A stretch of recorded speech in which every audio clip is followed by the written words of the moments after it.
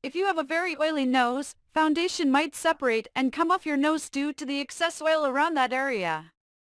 Using a mattifying primer can help in absorbing oil and shine. Sometimes foundation might look patchy on your nose if it's incompatible with your moisturizer or primer. Above all, please subscribe to the channel to continue publishing content.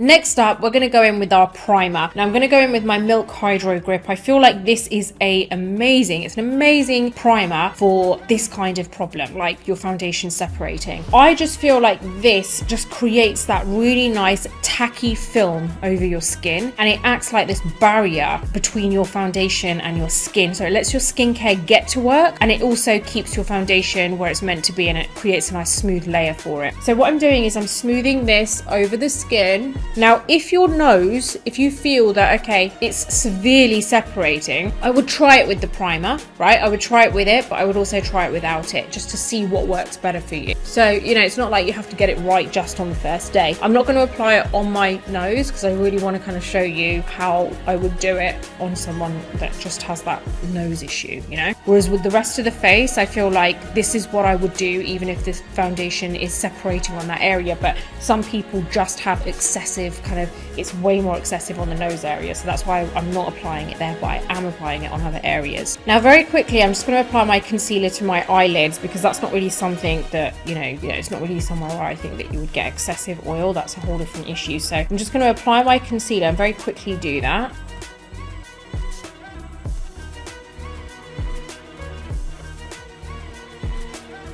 Right, I've done my eyelids. I'm now going to do my under eyes. So I'm just going to apply my concealer. I use the technique underpainting, so that's why I'm applying my concealer first. So I'm just going to go through with you like exactly where I'm applying it, and then explain to you why. Now what I'm doing is buffing this concealer into my skin. I'm not going to go over my nose. I'm going to explain why, because that's like a certain technique I'm going to show you if it's just your nose. That's kind of like separating. Now I'm really buffing this into the skin, so that gives me that coverage, but at the same time it's not like too thick where it's like just sitting there and it's just prime for separation, if you see what I mean. I've got my damp beauty blender, and now I'm going to start blending this in. I'm just buffing in my under eye area, so I'm keeping it on the under eye area. Now I've got that really nice coverage on my under eyes, and like I've got the concealer wherever I want it. So now what I want to do is just quickly sculpt my face. Now this is really down to preference, so I'm not going to really go through this with you, because this is really based on whether you do this, and you do it, you can do it. If you do it, you can do it. That's what I was meant to say. If you do it, you can do it. If you don't, then you can skip this part.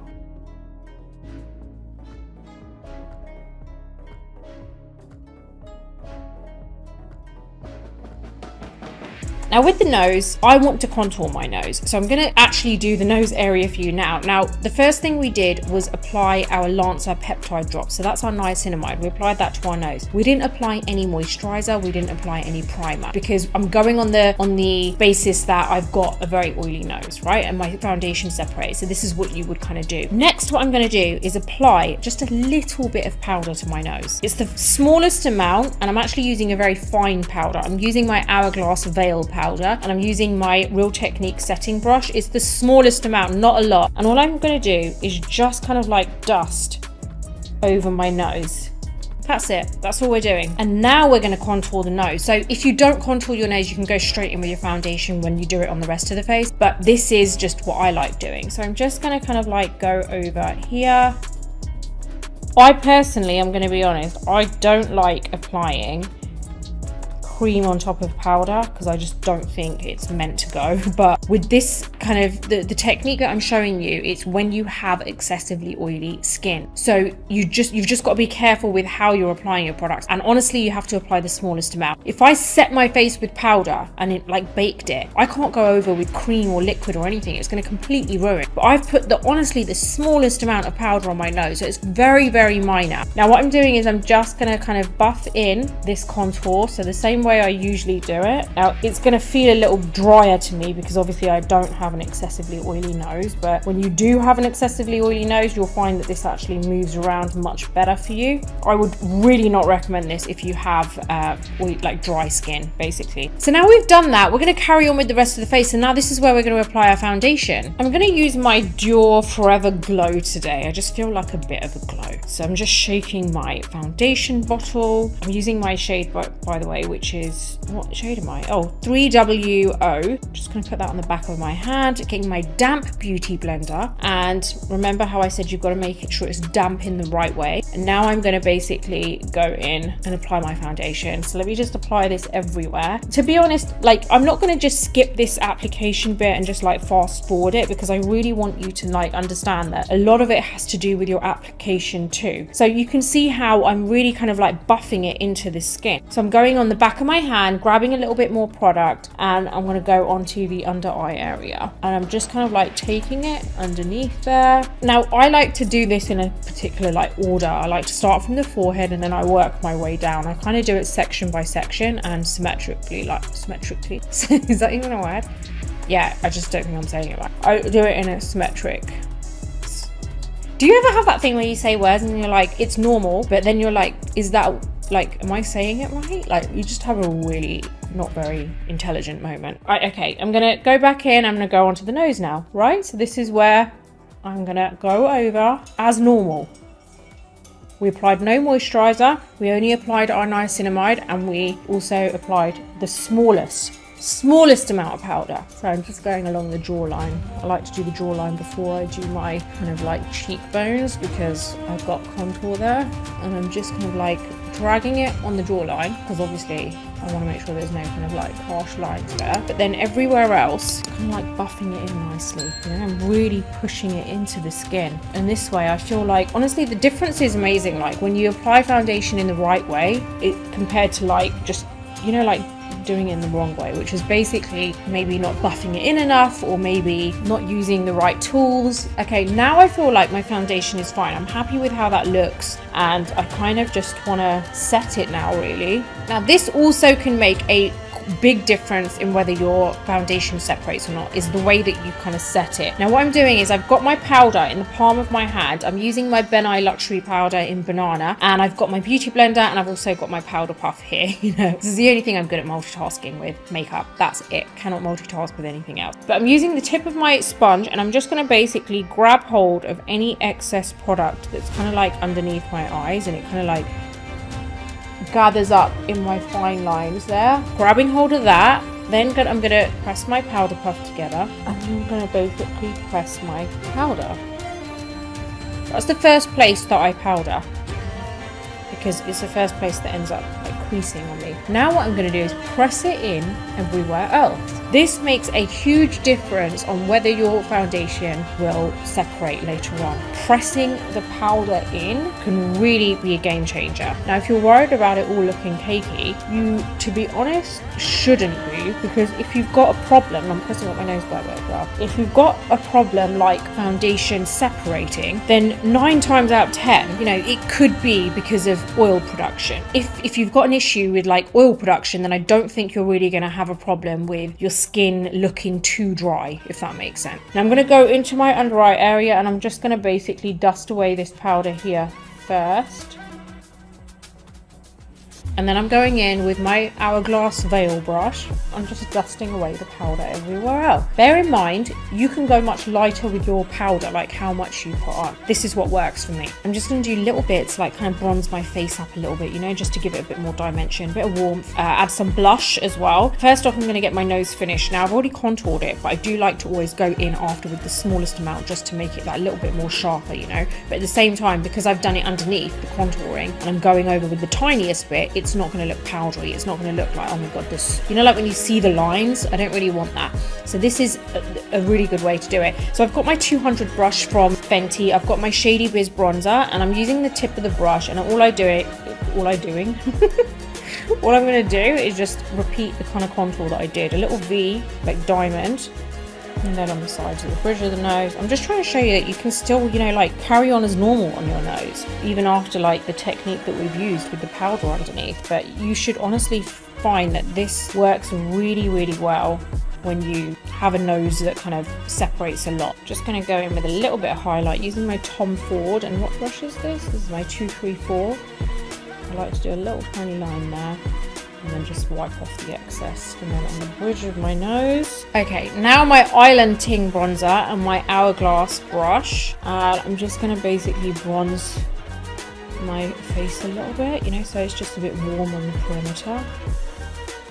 Isn't it amazing what bronzer can do? And just applying it in the right way, in the right places. Now I'm going to apply some blush. I'm using this palette which I recently got and I absolutely love it. So I really want to share it with you. It's the Hourglass Ambient Lighting Edit Unlocked Tiger palette. It's so nice. The colors are just really pretty. First off, I'm going to go into the blush. I'm going to use that kind of nice, it doesn't really tell you what the colors are. Oh, it's just numbered. Okay, I'm going to go into, shall I go into like 3 or 5? I'm going to go into 5. This is my F37 brush, by the way. It's got a slight sheen to it. It's really nice. I like this because it's kind of like a blush and highlight in one. You know, I don't need to go over with highlight because it gives me that sheen with the color. So that's really my base done. And let me just very quickly do my brows and my lips and I'll be back in a sec. So I've done my brows and my lips and now you can kind of like have a better idea of how it all looks. Now I haven't done anything else to my base, so it is still the same as when I left you. I really hope that this has kind of shown you the different kind of way of application, and they're tiny little changes that you can make that could actually completely change how your foundation looks in the long term, like over the for several hours. I'm hoping you try this. Now there is one last thing that I want to show you because this can also help. It's just that added little touch that could potentially help it last longer and also help it like not separate, which is your setting spray. So I'm going to use this one. This is actually a kind of new one from MAC. This is the alcohol-free long-lasting setting spray, so it's fix and stay over, so it's like more of a just long-lasting spray. So I'm just going to shake this up a bit. Now there are 2 ways that you can apply this, so what I'm going to do is actually show you the second way. I don't want to actually spray this. You can spray it all over the face if that's what you prefer, but you also can spray it on your beauty blender and then press your beauty blender. So I'm just like basically spraying it like that, and then what I'm going to do is just press this in to my skin. And if it's just a certain area that you feel like you need it, then only apply it in that area. Now I've sprayed the whole sponge so I can kind of like move it around to get all that product, you know, press it on. This little step right at the end could also kind of like help you to avoid that separation in your foundation. Now, you don't have to do this, but I'm also not saying that this is the only thing that you need to do. I do think that all those steps that I showed you, or the fact that, you know, we spoke about how much skincare you put on, how long you wait after each layer, whether you've applied the right type of foundation, they're all different things to look at. But what I would suggest is before you look at, okay, do I have the right foundation, try all those other steps first, because that doesn't require you to go out and buy anything different. So try those first, and then your last resort is to find a foundation which is not the kind of base that you currently have, so see what your foundation base is currently, and then get something that works better with your skin. By changing all those, like doing all these little changes, like waiting after each layer, also, you know, using the setting spray at the end, or, you know, pressing it in, using your sponge, making sure it's the right type of dampness, all these little things should help you to have a foundation that looks flawless, that doesn't separate. I really do hope that kind of nose area really helped those of you who, you know, have that problem of it separating only on the nose. I hope that's helped you too. If you are wondering as to, okay, why wouldn't you do that all over your face, I'm trying to show you the difference. There's only so much I can do on my skin, but I'm trying to show you that if you have only a nose area and it's excessively oily there, then that's what you do. But the rest of your face, usually my clients, what happens is they separate on the nose and everywhere else it's completely fine. So that's why I kind of like separated that area and did a different routine there. But I really do hope that this has helped you in some way. And, you know, wherever you are in the world, I'm wishing you loads of positive vibes, and I hope you have a really good day.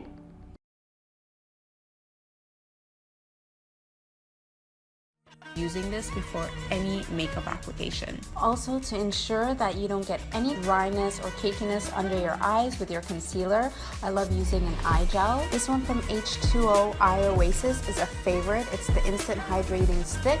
It's oil free and it gives a ton of hydration without any greasiness. Next step is primer. I personally love to mix primers. I think you can totally do this depending on your different skin needs. I love starting with a hydrating primer. This one from Laura Mercier is great. It's going to give your skin that extra bit of hydration. It's going to really help to avoid any cakiness. And then I like to use an oil control primer. This one from Bare Minerals works great if you have oily to combo skin. An oil control primer before foundation is what's going to help make sure that your foundation does not get oily throughout the day. And then another option is a pore filling primer. This is great, especially if you have large pores. This is going to totally smooth out your skin and you won't get any cakiness at all. Next, we want to focus on problem areas. So if you have problem areas that tend to really crease, like your smile lines, around the side of your nose, between your eyebrows, or even if your foundation tends to rub off your nose, then you're going to do this extra step. Take an eyeshadow primer, which is a lot thicker and heavier than a regular primer. Take a small bit on your finger, smooth it out in those areas that tend to crease more than others. Use a small amount and just press it into your skin rather than rubbing. If your foundation tends to rub off your nose, using the eyeshadow primer as a base on your nose first before applying foundation will make sure that the foundation stays put and does not rub off. Next, you're going to take a very small amount of loose translucent powder. I'm using this one from Laura Mercier. Gently pat that over the eyeshadow primer. And then the final step for the problem areas, you're going to take a bit of setting spray, spray it onto your brush, set everything you just applied. So go over with your brush the areas where you applied the primer, powder, and this is going to ensure that all those areas that you tend to really crease, you will not get any creasing. You'll be 100% crease free all throughout the day. Next up, foundation. You need a long wear mattifying foundation. This one from Bare Minerals is one of my favorites. It is their brand new Bare Pro Performance Wear Liquid Foundation, long wear foundation. It's going to help make sure that your foundation lasts for hours. The Bare Minerals Bare Pro is a 24-hour coverage foundation, so you know it's going to last. Mattifying is also key because it won't crease. You really want to avoid more dewy foundation. Dewy textures really crease and they don't last as long. Press the foundation into your skin with either a damp beauty blender or a stippling brush. Stippling the product into your skin helps build up the foundation. Rubbing or sweeping the foundation can really shear it down. Another key thing to make your foundation last is using a full coverage foundation. A foundation like the Bare Pro is going to give you that full coverage but still have a really natural finish. Once I have my full application, I love taking my wet beauty blender and just going over everything without adding any extra product, but this will really just help blend the foundation into your skin and this will really avoid any cakiness.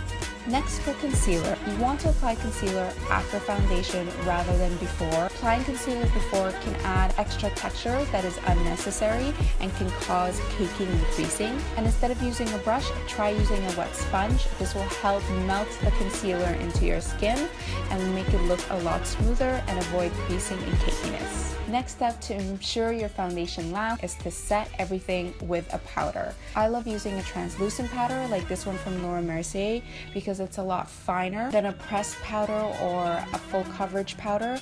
This one won't look cakey. I personally don't bake. I think baking sometimes can make your foundation look cakier. Instead, I use a puff to pat and roll the powder onto my skin. Using a puff like this won't add any texture. It's just going to give you a really soft, smooth effect on your skin. For under my eyes, I love taking a wet beauty blender and applying the powder with that. That'll really help give you a really nice smooth texture and it'll make sure that there's no creasing throughout the day. Another key step, you want to always apply your powders after liquids. If you apply powder before your liquid foundation, that is like a recipe for cakiness and creasing. The last step is to set your entire face with a setting spray. This is going to make sure that your foundation lasts for hours, that it doesn't fudge, that it doesn't crease, and that it doesn't look cakey. It's going to give a little bit of dewiness so your skin doesn't look dull. One more last tip, I love using the Beauty Blender Wateroxy. Instead of adding powder throughout the day to get rid of any oil, which can really make your skin look cakey, this is a very cool sponge. You pat it onto your skin and it just soaks up any oil without adding any extra product, so your skin looks smooth, your foundation won't look cakey. Those are my tips for getting the perfect foundation application to making sure your foundation lasts. You will be crease proof. Be sure to subscribe, guys. Don't forget to follow me on